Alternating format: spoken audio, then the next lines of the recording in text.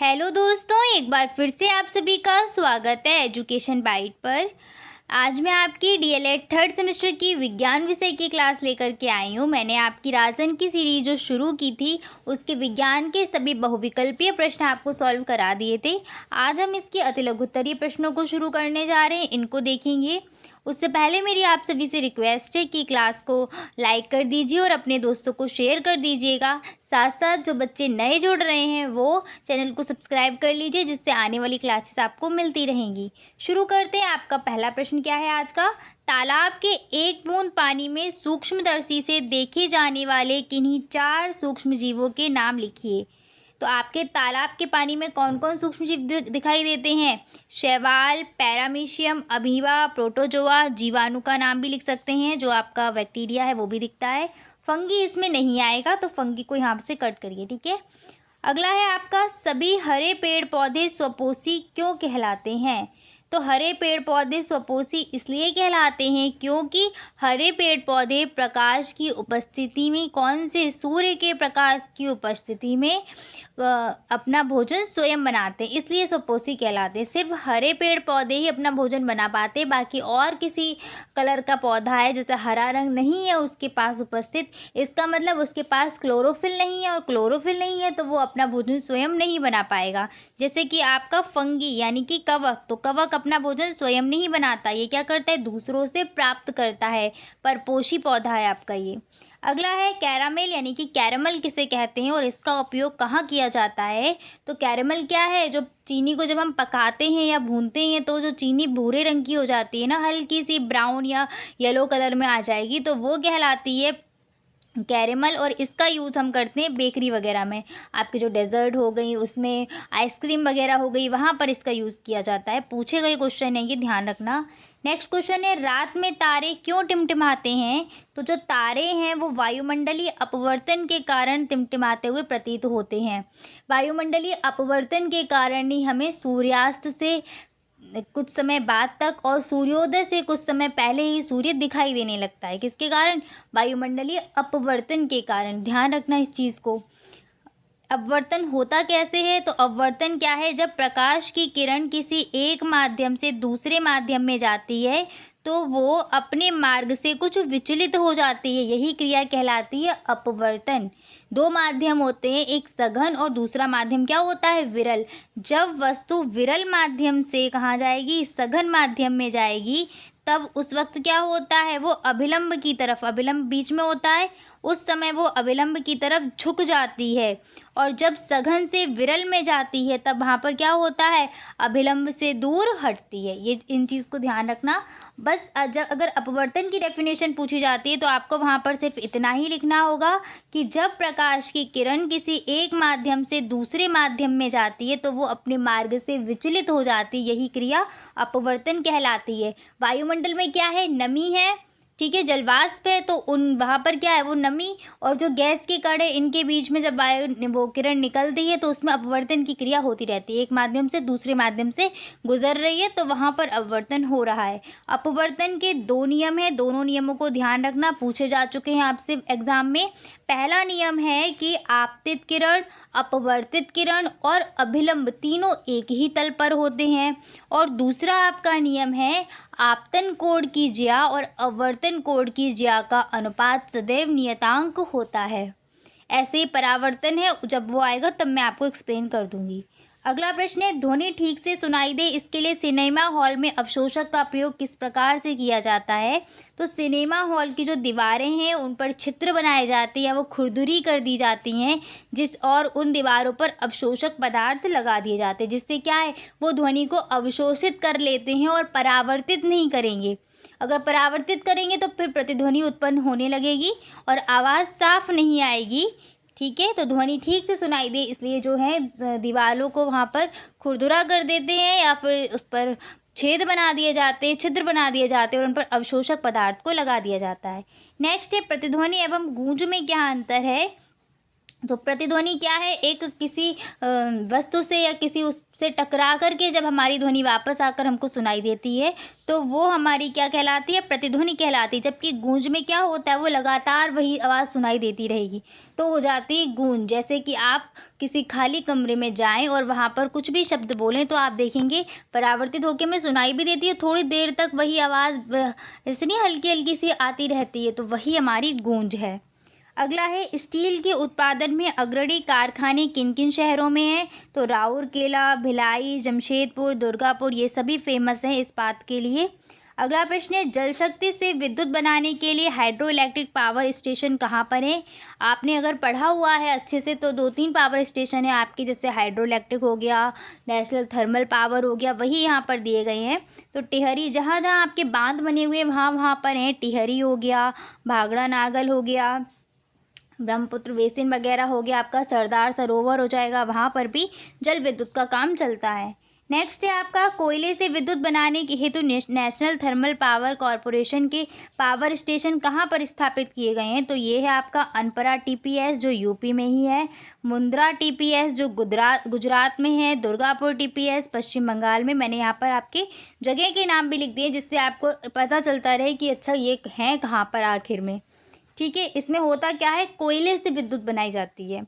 Next है, नाभिकीय ऊर्जा से विद्युत ऊर्जा के उत्पादन हेतु एटॉमिक पावर स्टेशन कहाँ स्थापित किए गए हैं? तो इनके नाम आपने सुने होंगे, तारापुर, नरौरा, कलपक्कम, ट्राम्बे, ये सभी क्या हैं, कुंडलकुलम, ये सभी आपके क्या हैं, नाभिकीय ऊर्जा से यहाँ पर विद्युत ऊर्जा यानी कि उसका एटॉमिक पावर स्टेशन बोल सकते हैं।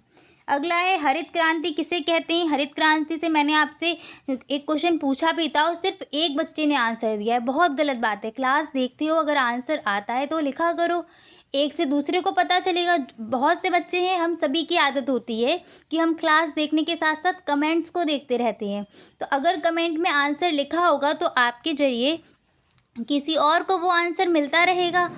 आंसर ही टाइप नहीं करते हो, अगर आता है तो आंसर लिखा करो, जिससे आपके साथ कोई और बच्चा भी देख रहा है, जो बच्चे कमेंट देखने आएंगे उनको भी उसका आंसर पता चलता रहेगा। हरित क्रांति के जो जनक हैं भारत में वो कौन है? एमएस स्वामीनाथन। और विश्व में हरित क्रांति के जनक पूछे जाते हैं तो वो है नॉर्मन ई बोरेलॉग। इंपॉर्टेंट क्वेश्चन है, पूछा गया है डीएलएड के एग्जाम में, या तो फर्स्ट सेमेस्टर में आया या फिर सेकेंड में, थर्ड में आने की संभावना है, इसलिए ध्यान रखना। अब हरित क्रांति कहते किसे हैं, ये बात तो आपके एग्जाम में पूछी जा चुकी है। किसे कहते हैं हरित क्रांति? तो हरित क्रांति है क्या, उत्पादन में एक क्रांतिकारी जो परिवर्तन हुआ था कृषि के क्षेत्र में, जो उत्पादकता को लेकर एक क्रांतिकारी परिवर्तन हुआ, उसी को हम हरित क्रांति कहते हैं। इसमें हमने क्या किया, आधुनिक कृषि उपकरणों, उन्नतशील बीजों और उर्वरकों, पर्याप्त सिंचाई, इन सभी का उपयोग या इन सभी साधनों का प्रयोग करके जो कृषि क्षेत्र में उत्पादन की जो क्षमता थी उसमें वृद्धि करने लगे, यही आ गया हरित क्रांति में। ठीक है, अगला है, कुक्कुट पालन के विषय में आप क्या समझते हैं? तो कुक्कुट का मतलब क्या होता है, मुर्गी। तो कुक्कुट पालन का अर्थ है मुर्गी पालन से संतुलित आहार, सामयिक टीकाकरण, अच्छी प्रजाति की मुर्गियां, इन सभी का यूज़ करते हैं आपके कुक्कुट पालन में। नेक्स्ट है, मुर्गी की 2 प्रजातियों के नाम जो अच्छी प्रजातियों की श्रेणी में आती हैं। तो मुर्गी की 2 प्रजातियां ब्रायलर, वाइट हॉर्न है, इनका प्रयोग मोस्टली मांस वगैरह के लिए, चिकन वगैरह के लिए जो खाते हैं ना लोग, उनके लिए इनका यूज़ किया जाता है, इनका पालन किया जाता है। नेक्स्ट है, रेशम उत्पादन पर संक्षिप्त टिप्पणी लिखो।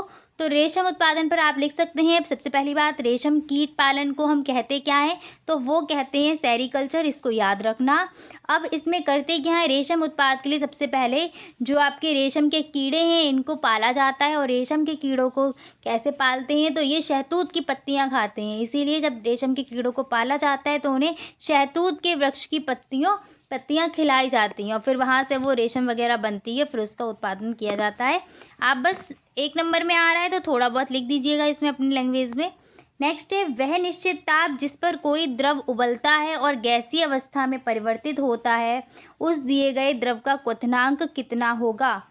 वह निश्चित ताप जिस पर कोई द्रव उबलता है, तो देखो सिर्फ यहाँ पर हम जल का लिख सकते हैं। ठीक है, जल का होता है 100 डिग्री सेल्सियस। हर एक द्रव का अलग अलग होता है क्वथनांक।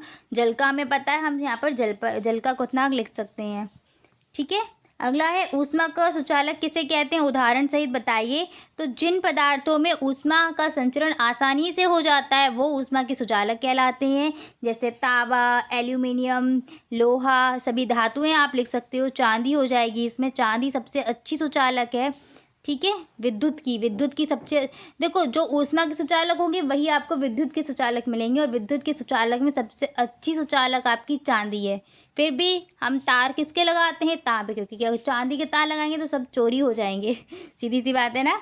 चलिए आगे बढ़ते हैं। अगला प्रश्न क्या है, ऊष्मा का कुचालक किसे कहते हैं। तो जिन पदार्थों में ऊष्मा का संचरण आसानी से नहीं हो पाता है वो ऊष्मा के कुचालक कहलाते हैं, जैसे कांच, कागज, लकड़ी, ऊन, आपका क्या कह सकते हैं आप, रबर लिख सकते हो। एक चीज़ और याद रखना, आपका जो ग्रेफाइट है वो विद्युत की सुचालक है।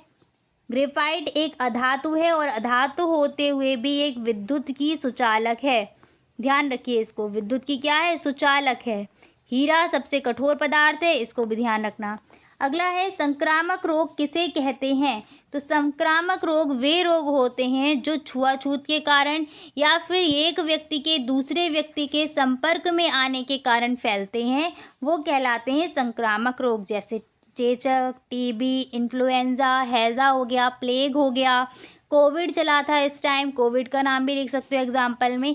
ये सब क्या है, आपके एक व्यक्ति के दूसरे व्यक्ति के में संपर्क में आने से ये फैलने लगते हैं। नेक्स्ट है असंक्रामक रोग। तो ये वे रोग होते हैं जो छुआछूत से नहीं फैलते हैं, या हम बोल सकते हैं कि एक व्यक्ति के दूसरे व्यक्ति के संपर्क में आने से नहीं फैलते हैं, वो कहलाते हैं असंक्रामक रोग। जैसे आपका रक्ताल्पता हो गया, डायबिटीज़ हो गया, वर्णांतता हो गया, ये सारे क्या हैं, ये छुआछूत से नहीं फैलेंगे, ये इसमें आपके आनुवांशिक रोग भी आ जाते हैं। नेक्स्ट है प्रकाश स्रोत से आप क्या समझते हैं। तो वे वस्तुएं जो प्रकाश उत्पन्न करती हैं प्रकाश स्रोत कहलाती हैं। प्रकृति में प्रकाश का सबसे अच्छा है, सबसे महत्वपूर्ण स्रोत क्या, साधन क्या है, सूर्य है हमारा। नेक्स्ट है दीप्त वस्तुएं किसे कहते हैं। तो वे वस्तुएं जो स्वयं प्रकाश उत्पन्न करती हैं उन्हें दीप्त वस्तुएं कहा जाता है, जैसे तारे, लैंप, बल्ब और सूर्य। ठीक है। अगला है अदीप्त वस्तुएं किसे कहते हैं। तो वे वस्तुएं जो प्रकाश का उत्सर्जन नहीं करती हैं अदीप्त वस्तुएं कहलाती हैं, जैसे मेज, फैन, दर्पण, पुस्तक, कागज, ये सभी क्या है, अदीप्त वस्तुएं। अगला प्रश्न है कृत्रिम प्रकाश स्रोत का उदाहरण बताइए। तो कृत्रिम प्रकाश के स्रोत कौन कौन हो जाएंगे, जैसे ट्यूबलाइट हो गई यानी कि विद्युत बल्ब, लालटेन हो गया आपका, टॉर्च हो गई, पेट्रोमैक्स हो गया, ये सारे क्या हैं, कृत्रिम प्रकाश के स्रोत हैं। अगला आपका प्रश्न है शिक्षा के क्षेत्र में विज्ञान से संबंधित कार्यक्रम ज्ञान दर्शन टीवी पर आना किस संस्था की देन है। तो ये है आपका NCERT की देन। अगला इम्पॉर्टेंट क्वेश्चन है और मैंने यहाँ पर इम्पॉर्टेंट डाला भी है, स्टार भी बना देती हूँ। सजीव और निर्जीव के बीच की कड़ी किसे कहा जाता है। तो सजीव और निर्जीव के बीच की कड़ी हमारी कौन है, विषाणु, वायरस को कहते हैं, वायरस भी लिख सकते हो, विषाणु वायरस एक ही बात है। अगला है विषाणुओं से होने वाले रोगों के नाम लिखो।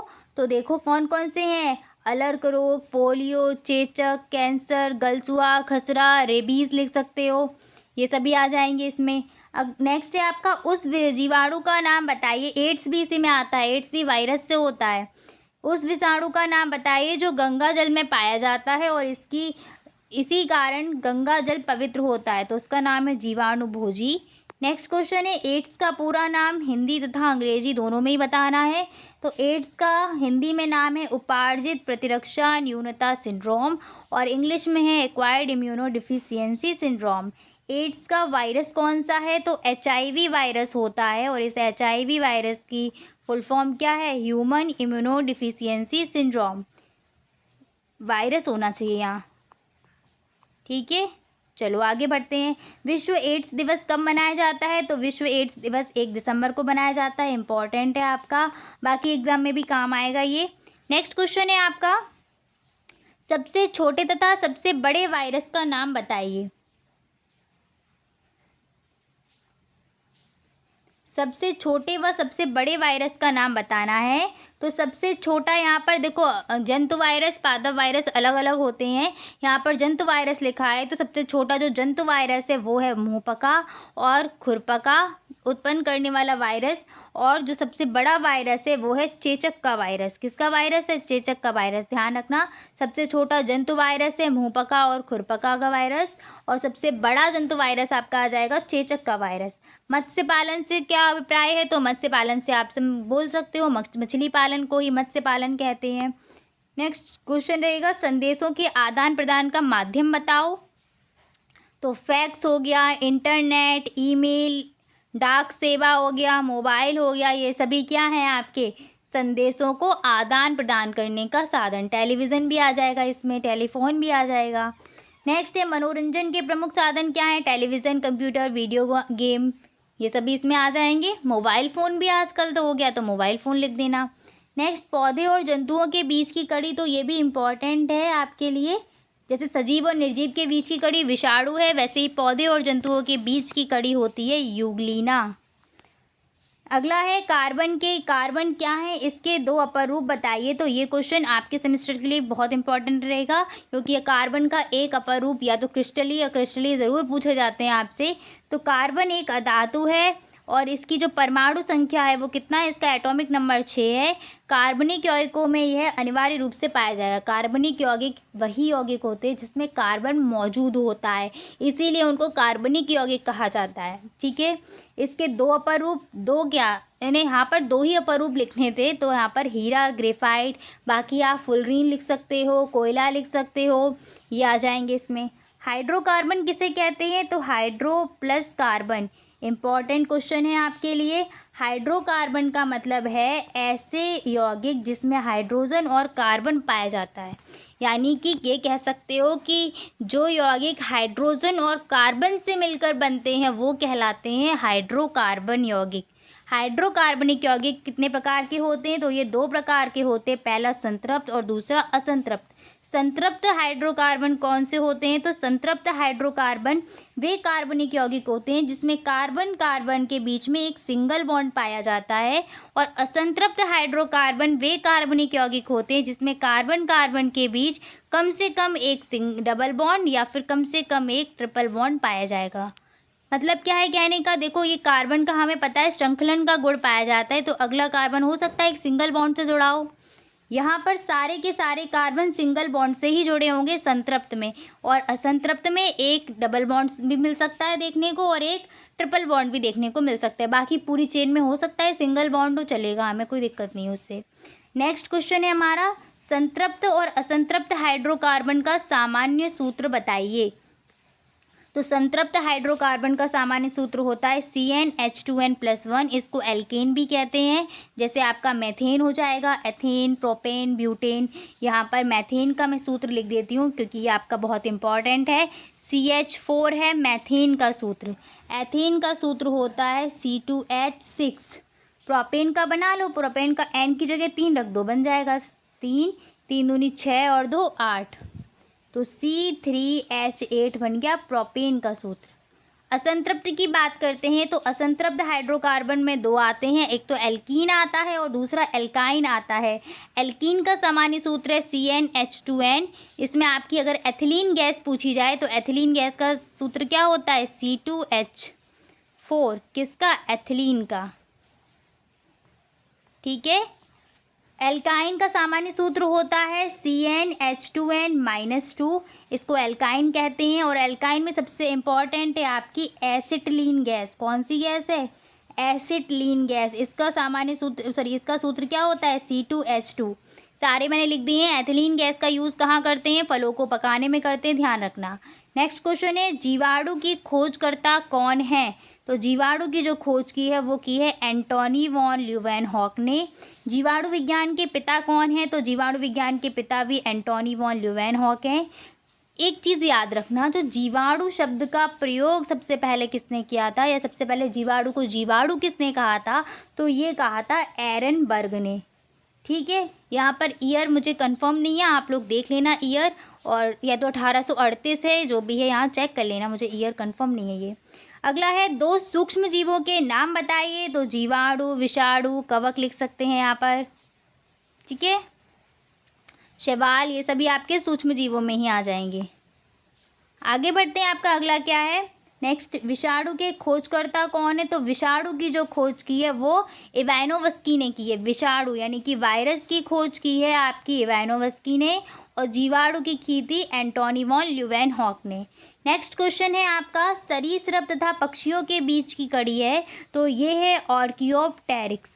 यहाँ से आपको 3 चीज़ें मिली हैं, सजीव और निर्जीव के बीच की कड़ी विषाणु, इसके बाद पौधों और जंतुओं के बीच की कड़ी यूग्लिना, सरीसृप और पक्षियों के बीच की कड़ी आर्कियोप्टेरिस।